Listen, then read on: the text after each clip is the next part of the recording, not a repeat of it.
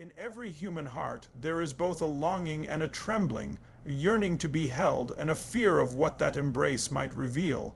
Those who avoid love are not rejecting connection.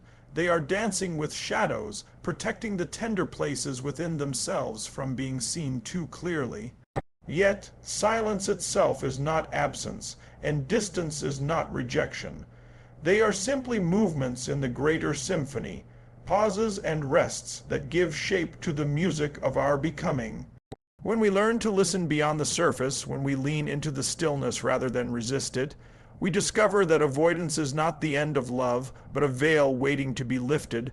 For even the ones who turn away are secretly pulled by the same gravity that binds stars to galaxies. And perhaps the greatest truth is this: love never leaves us. It patiently waits, sculpting us into instruments of a far grander design. Fear is one of the most misunderstood forces in our lives. We see it as an enemy, as a barrier, as the thing keeping us from joy, connection, and fulfillment. But what if fear wasn't here to destroy you?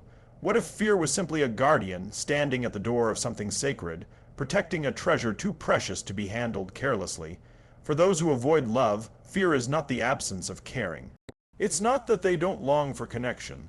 They long for it deeply, sometimes more deeply than they can even admit. Their fear is a shield, a guardian at the gate of their heart, saying, "I've been hurt before, I've been misunderstood, I've been abandoned, I can't risk that again." Think about that for a moment. Every time someone withdraws, every time they pull back, every time they say, "I just need space," it's not because they don't want love, it's because they feel love too much. Their nervous system, their mind, their body has learned to equate closeness with danger, and so their instinct is to protect. To protect themselves, yes, but also, in a strange way, to protect you. Because if they let you in and you touch that wound, the pain could be overwhelming for both of you. This is why I say fear is not an enemy. Fear is a teacher. Fear is a messenger. Fear is the sacred gatekeeper of the heart. The problem is not the fear itself. The problem is that most of us misinterpret it. We label avoidance as cold, detached, unemotional, but that's not what's happening. Beneath the surface is a heart that beats with the same hunger as yours. Beneath the surface is a soul longing for the same union, the same intimacy, the same home in another human being. But the guardian, the fear won't let it happen until it knows it's safe.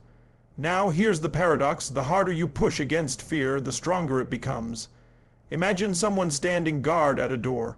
If you run at them with force, they're going to brace themselves, defend, push you back. But if you approach with respect, with patience, with presence, if you acknowledge the purpose of their guarding, something shifts. The guard begins to relax. The fear starts to loosen its grip. Love is not about overpowering resistance. It's about creating the conditions where resistance no longer feels necessary. So, when you encounter an avoidant, or maybe even when you notice those tendencies in yourself, don't make the mistake of seeing fear as rejection. Don't rush to tear the walls down. Walls are not meant to be shattered. They are meant to be gently opened, and they will only open when the guardian of fear is met not with force, but with compassion. And here's the deeper truth: we all have that guardian somewhere inside us. Even if you don't identify as avoidant, there are areas of your life where you hesitate to let others in. There are places where you tell yourself, "No, that's too much. No one can see this." And that's okay. That's part of being human, but the real transformation happens when you stop fighting the fear and instead start honoring it. Fear is proof that there's something valuable behind the door. Fear is the compass pointing to the treasure. So the next time you feel fear rise in you, or in someone you love, don't run from it, don't fight it, lean in, listen, recognize it for what it is. Not a wall between you and love, but the doorway you must walk through to find it. Because the truth is simple: fear is not here to stop love. It is here to test how deeply you're willing to trust it. When someone pulls away, when they go quiet, when they seem to vanish into their own world, most of us take it personally. We think, what did I do wrong? Why are they shutting me out? Why can't they just talk to me? But what we often miss is that distance has its own language, silence has its own message. It's not a lack of communication, it's communication in a different form. The space they create is not an absence of love. It's an expression of fear, uncertainty, or the desperate need for safety. And if we learn to listen, that silence can tell us more about their heart than words ever could. Think of music. Without pauses, without rests, without silence, music would just be noise, relentless, chaotic, overwhelming. It's the spaces between the notes that give the melody its beauty. In the same way, when someone withdraws, when they create distance, it's not the end of the song. It's simply a pause, a moment, a rest, and if you can stay present during that silence, if you can hold the space without rushing to fill it with your own fear, something powerful happens. Trust begins to grow. Most people misunderstand avoidance because they assume distance equals rejection. But rejection pushes you away permanently. Distance is different. Distance is often a cry for air, a way of regulating emotions that feel too big, too overwhelming to share in the moment. Imagine someone drowning in their own feelings. If you rush in and demand closeness, it feels like you're pushing their head further underwater. But if you let them come up for air, if you honor their space while staying grounded and present, they'll eventually swim back to you, not because you forced it, but because they felt safe enough to return. This is where presence becomes everything. Presence is not about fixing, not about demanding, not about filling the silence with your own noise. Presence is about being there, solid, steady, unwavering. It's saying without words, I'm not going anywhere. Take your time. I'll still be here when you're ready. And when that message is felt, not just spoken, but felt, distance transforms. What once felt like disconnection becomes an invitation. What once felt like rejection becomes a bridge, and let's be honest, we've all been on both sides of this. There are moments in your own life where you've withdrawn, where you've shut down, where you didn't have the words for what you were feeling. Maybe you didn't trust that someone could hold your truth. Maybe you didn't even trust yourself to handle it. And in those moments, wasn't it the people who gave you space without abandoning you? The ones who stood steady in your silence, who helped you come back stronger? That's the paradox. Distance feels like separation, but handled with patience, it actually deepens connection. So instead of seeing silence as a void, start seeing it as part of the rhythm. Instead of panicking when someone steps back, recognize it as a necessary breath. Don't fill the space with noise. Don't demand words they can't yet give. Let the silence do its work, because silence, when honored, is not empty. It's full of unspoken fears, unexpressed hopes, hidden truths waiting for the safety of your presence to come forward. Here's the beauty. When you can sit with someone's silence, when you can honor their distance, you teach them something profound. You teach them that love doesn't have to mean losing themselves. You show them that closeness can include breathing room. You prove to them without a single lecture that love is not a cage. It's a safe horizon, and that changes everything. Because when silence is honored, distance stops being the enemy of love and becomes the very ground on which trust is built. Closing line, silence isn't the end of love, it's the space where love learns how to breathe. Every single one of us builds walls. Some walls are small, like fences that keep the noise out, and some are towering fortresses, built brick by brick over years of disappointment, betrayal, or loss. For avoidance, these walls are not about shutting love out forever. They are about survival. They are self-protection, plain and simple. The irony is, the deeper their desire for love, the stronger their walls often become. Because love, as beautiful as it is, carries risk. To open your heart is to risk pain. To reveal yourself fully is to risk rejection. And when someone has been cut deeply before, they decide, consciously or unconsciously, that the risk is too great. So they build. Now here's the mistake most people make. They try to tear those walls down. They push harder, demand more closeness, beg for more vulnerability, thinking that if they just prove their love, the walls will crumble. But walls don't fall that way. The more you push against them, the stronger they reinforce. Imagine someone holding a door shut because they're afraid of what's on the other side. If you start pounding on that door, do they open it? Of course not. They dig in deeper, they hold tighter, they lock it. And that's exactly what happens when we approach an avoidant with force instead of patience. The truth is, those walls are not your enemy. They are not even the avoidance enemy. They are evidence of wounds that have not yet healed. They are proof that this person has felt pain and is trying desperately not to feel it again. And if you can see that, if you can honor the wall instead of fighting it, you create the possibility of change. Because the key isn't to break the wall, it's to make what's inside feel so safe, so respected, that the person chooses to open it themselves. Think about how you act when you feel deeply safe. When you know without question that you won't be shamed or abandoned, that someone can handle the weight of who you truly are. You open, you soften, you allow yourself to be seen. Avoidants are no different. Their walls may be higher, their defenses stronger, but beneath it all is the same longing we all carry, to be loved without fear, to be held without judgment, to be seen without condition. And here's where the shift happens. When you stop trying to control the timing of their openness, when you stop forcing the process, you give them the freedom to open on their own. That freedom is everything, because no one wants to be dragged into vulnerability. No one wants to be coerced into intimacy, but if they are invited, if they are given room to choose, it becomes real, it becomes lasting.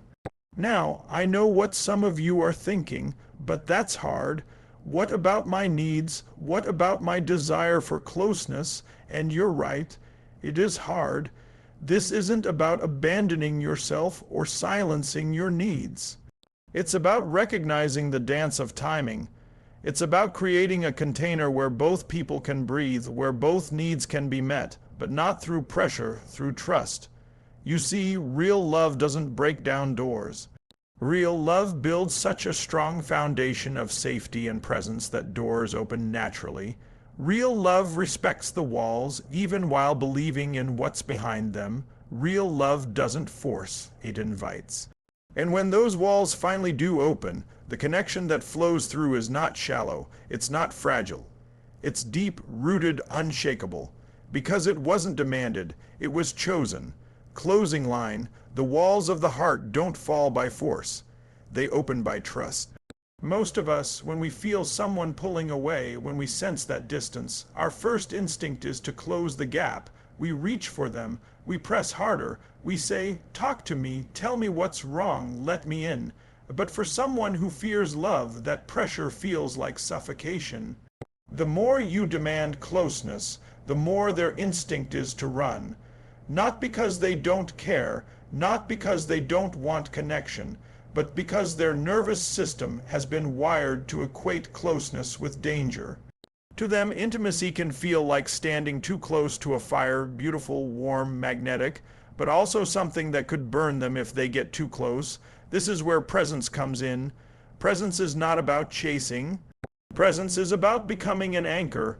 It's about standing steady, unshaken, a calm force that communicates, "I see you, I'm here.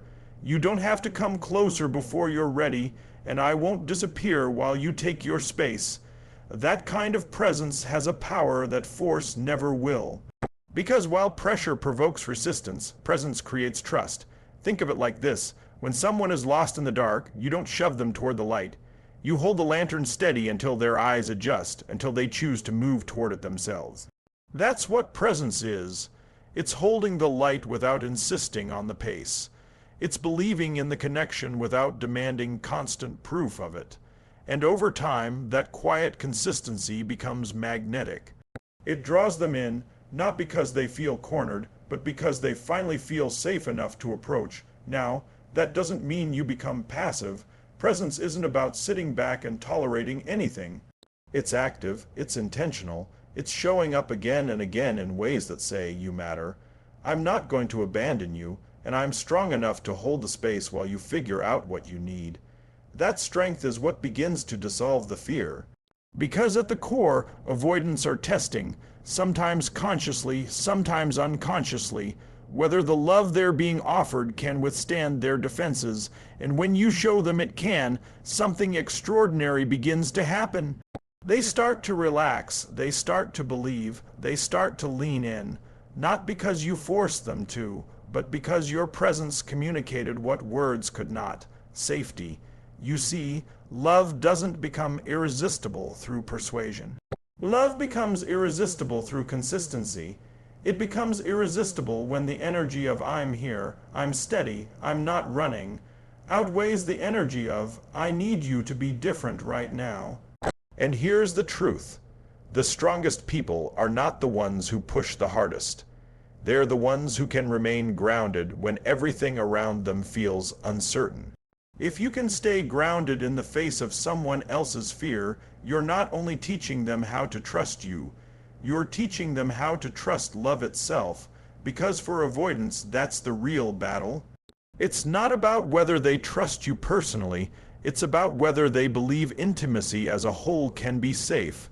So when you feel the pullback, when you notice the walls, when the silence shows up, ask yourself, am I going to react out of my own fear, or am I going to stand steady in presence? Because the moment you choose presence over pressure, the entire dynamic shifts. You stop fighting resistance, and you start creating gravity. You become the still point that everything else begins to orbit around. Closing line, closeness doesn't come from chasing. It comes from standing so steady that love has no choice but to return. Every relationship we step into is more than just two people meeting. It's a mirror that reflects not only who we are but also the parts of ourselves we've avoided, the wounds we've carried, and the truths we've hidden even from our own eyes. This is why relationships can feel so intense. They aren't just about companionship, they're about revelation. They reveal us to ourselves, and that's especially true when you're with someone who fears love, because their avoidance, their distance, their pulling back. What does it stir in you? Does it bring up your own fear of abandonment? Does it awaken the part of you that craves reassurance, control, or certainty? That mirror forces you to confront what's unresolved within yourself. This is the sacred paradox of love. The very behavior that frustrates you in another often points to the places where you are still healing. That's why patience, presence, and compassion are not just gifts you give them. They are practices that shape you. To stand steady in front of someone else's walls is to come face with your own. To honor their silence without panic is to learn how to sit with your own. To love someone who pulls away is to discover how much strength, resilience, and grace you actually carry within. Avoidants aren't here to make love harder. They're here to make love deeper. Because when you're with someone who struggles to let you in, you can't survive on surface-level connection. You're forced to go deeper, to root yourself in patience, to anchor yourself in presence. You're forced to learn that love isn't about quick fixes or instant gratification. It's about building a foundation that can hold the weight of imperfection, fear, and doubt. And when you begin to see it that way, something shifts. You realize that their avoidance isn't just about them. It's about both of you. It's a mirror calling you to grow. It's saying, can you hold space without trying to control? Can you stay steady without demanding constant proof? Can you love without needing to cage? These questions don't just shape your relationship. They shape your entire capacity to love, because love, real love, isn't about possession. It isn't about bending someone into who you need them to be. It's about reflecting each other's shadows and light, and in that reflection, finding the courage to grow. When you stand before someone who fears intimacy and you choose patience instead of pressure, presence instead of panic, compassion instead of control, you're not just helping them heal. You're healing yourself. You're learning to embody the very love you're asking for, and here's the beautiful part. When avoidants finally feel safe enough to let down their guard, the love that emerges is profound. Because it's not based on illusion, it's built on truth. They didn't open because you forced them. They opened because the mirror you held up showed them love could be different from what they feared. That it could be safe, that it could be strong, that it could be real. So the next time you're tempted to see someone's avoidance as rejection, pause and ask, what is this showing me about myself? Where is this mirror asking me to grow? When you start seeing relationships this way, you realize nothing is wasted. Not even the silence, not even the distance, not even the pain. It all becomes part of your evolution. Closing line, to love another is to hold a mirror to your own soul, and to grow fearless in the reflection. There is a moment in every journey of love where fear begins to loosen its grip, where the walls start to soften, where silence gives way to presence. It doesn't happen all at once. It's not dramatic or explosive. It's subtle, like the first crack of dawn spilling light across the horizon. And when it happens, you realize something extraordinary. What once felt like resistance was never meant to destroy the connection. It was part of the dance that would eventually make the union even stronger. Love, at its core, is not a straight line. It's not neat, predictable, or perfectly choreographed. It's a dance. Two souls circling each other, sometimes moving closer, sometimes pulling apart, but always influenced by an invisible rhythm that's larger than both of them. For avoidance, the fear of love often looks like missteps. They turn away when you step forward, they pull back just when you're ready to lean in. And yet, if you look closely, those missteps are part of the larger choreography. They're not proof that love is broken. They're proof that love is alive. Think about the universe itself. Stars don't sit still. Planets don't remain frozen. Everything is in motion. Pulling, orbiting, colliding, expanding. That same energy flows through us. Love isn't meant to be static. It's meant to be dynamic, a living force that grows through movement.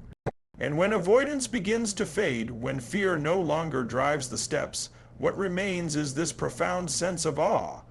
Awe at the fact that two human beings, with all their flaws, wounds, and defenses, can still find their way into rhythm with one another. But here's the beauty. The dance isn't about perfection. It's about trust. It's about knowing that even when your partner spins away, the rhythm of connection is still pulling you back together.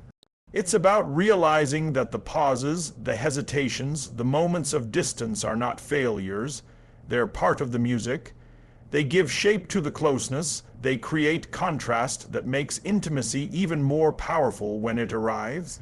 And once avoidance begins to dissolve, what's left is not fragile or temporary. It's not a shallow version of love. It's something rooted, something unshakable, because it has been tested, because it has survived the fire of fear and the silence of distance.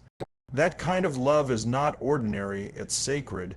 It becomes a union that mirrors the very design of life itself, ever moving, ever expanding, ever beautiful in its imperfection. So when you find yourself in that dance, whether with an avoidant or with your own fear of intimacy, remember this. Love is not a cage to hold someone in, and it's not a prize to be won. It's a cosmic rhythm we're all invited to join.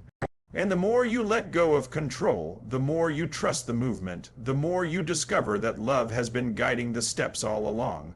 The truth is, avoidance is not the opposite of love. It's part of love's unfolding. It's the part of the dance that teaches patience, humility, and faith. And when the fear finally gives way, when the rhythm takes over, you'll see that what felt like struggle was actually preparation. Preparation for a union deeper, stronger, and more breathtaking than you imagined. Closing line, love is not won by force, it's revealed in the dance that was written into the stars long before we took our first step.